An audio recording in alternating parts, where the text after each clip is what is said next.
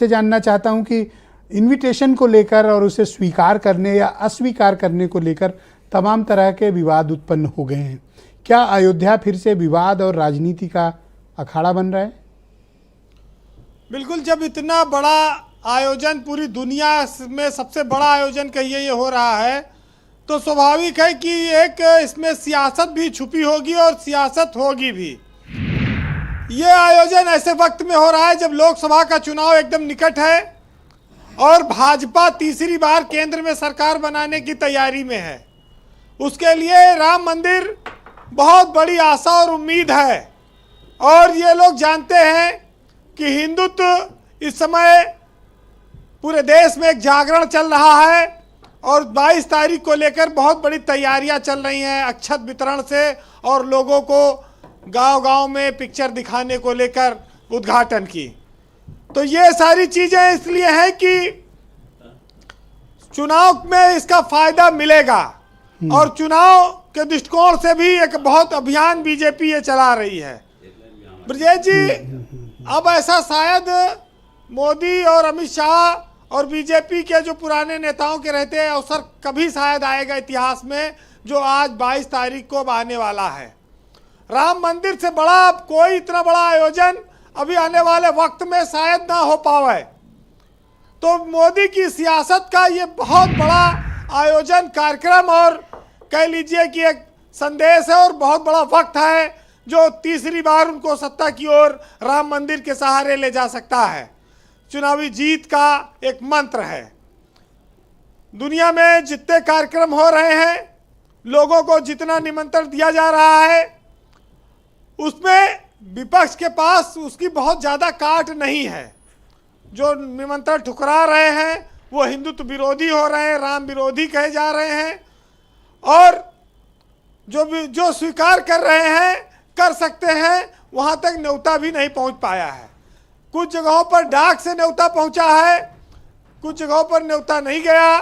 उत्तर प्रदेश में अयोध्या है, अयोध्या उत्तर प्रदेश के जो बड़े दल हैं, बड़े नेता हैं, उनको इसमें बुलाया जाना चाहिए क्योंकि ये राजनीतिक लोग भी इसमें बुलाए जा रहे हैं, फिल्मी सितारे भी बुलाए जा रहे हैं, तमाम देश और दुनिया के राष्ट्राध्यक्ष बुलाए जा रहे हैं।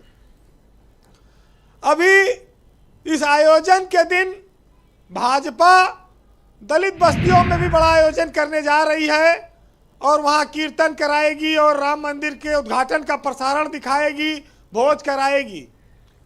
इसके पीछे मकसद सिर्फ ये है कि भाजपा लोकसभा चुनाव में दलितों का बड़े पैमाने पर वोट हासिल करे जी। धर्म और राजनीति एक दूसरे के पूरक बन जाएं और इस देश में ये हमेशा होता रहा है कि धर्म के आड़ में राजनीति ने अपना काम किया है, तो वो चीज़ें होती रहेंगी।